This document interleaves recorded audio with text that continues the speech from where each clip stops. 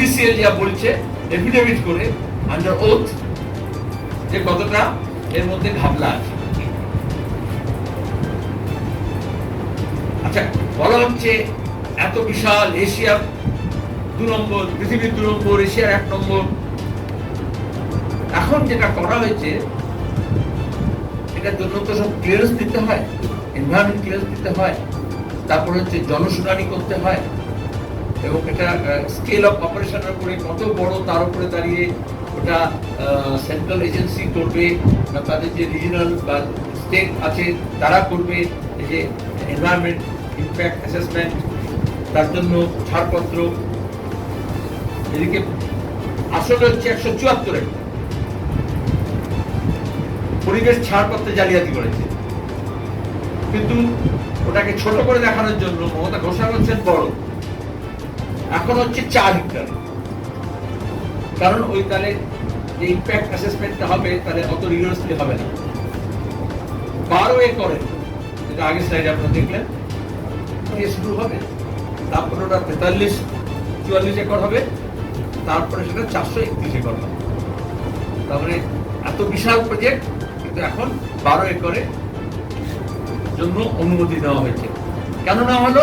তার কারণ আইন অনুযায়ী পরিবেশ মন্ত্রকের 50 একরের বেশি যদি হয় তাহলে তার জন্য জনশুনানি মাস্ট। তার জন্য এনভায়রনমেন্ট ইমপ্যাক্ট অ্যাসেসমেন্টটা সেন্ট্রাল এজেন্সিকে দিয়ে করতে হবে, সেন্ট্রাল সেটাকে তিনি বাইপাস করবেন। এবার এই যে মাইন ডেভেলপমেন্ট অ্যান্ড অপারেশন, তার জন্য তো একটা টেন্ডার করতে হবে। সেই টেন্ডারও করবেন, আমার কাছে টেন্ডার ডকুমেন্ট আছে,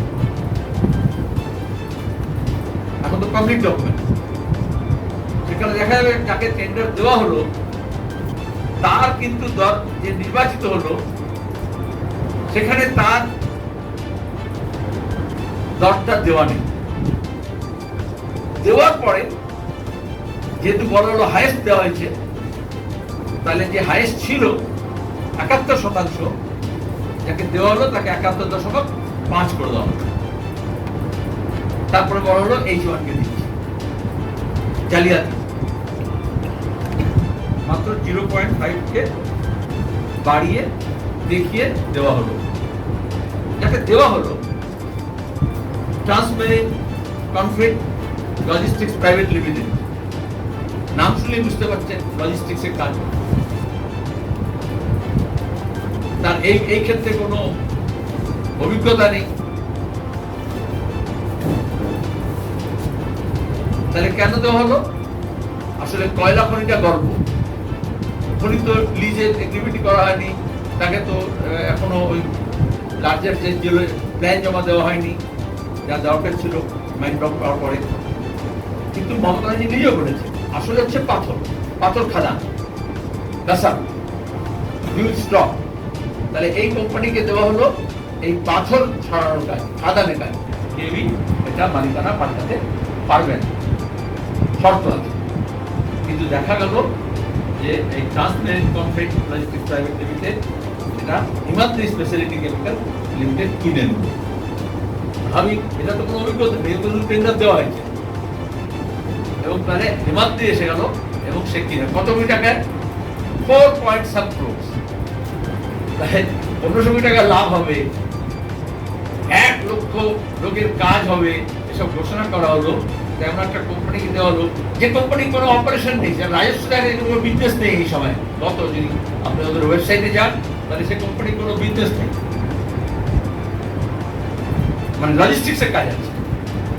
এই পাথর অপারেশন স্বর্ণ বা মিনারেলস মাইন্সের কাজ, এগুলো কোনো অভিজ্ঞতা নেই।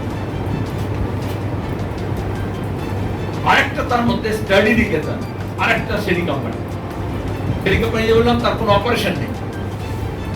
তাকে হিমাদ্রি, এটা হচ্ছে ওই যে কোম্পানি টেন্ডার পেয়েছে তারই একটা সাবসিডিয়ারি বলতে পারেন, শ্যাডো কোম্পানি বলতে পারেন, তাকে তোমার কি 150 কোটি টাকা লোন দিল, আর এই কোম্পানিটা 4 কোটি টাকা কিনে দিল। ছেলের চেয়ে ছেলে গু হারিয়ে। এটা একটা বড় ফিনান্সিয়াল ফ্রড। এই ধরনের অ্যাকুইজিশন, মার্জার আমরা অতীত দেখেছি, এই শেল কোম্পানিগুলো এইভাবে করে। একটু আপনার মনে পড়ছে যেমন লিপস অ্যান্ড বাউন্স কোম্পানির কথা উঠেছিল শেল কোম্পানি হিসেবে, তারও কোনো অপারেশন নেই, প্রোডাকশন নেই, ম্যানুফ্যাকচারিং নেই, 2 কোটি টাকা মুনাফা দেখা যাচ্ছিল, কোম্পানি কিনছে, কোম্পানি চাইছে।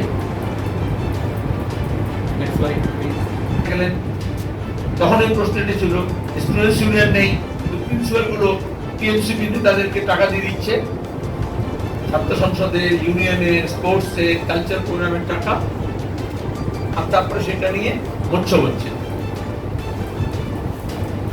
ইউনিয়ন রুম গুলো মদের আখড়া হয়ে গেছে, নির্যাতনের জায়গা হয়ে গেছে। আজকে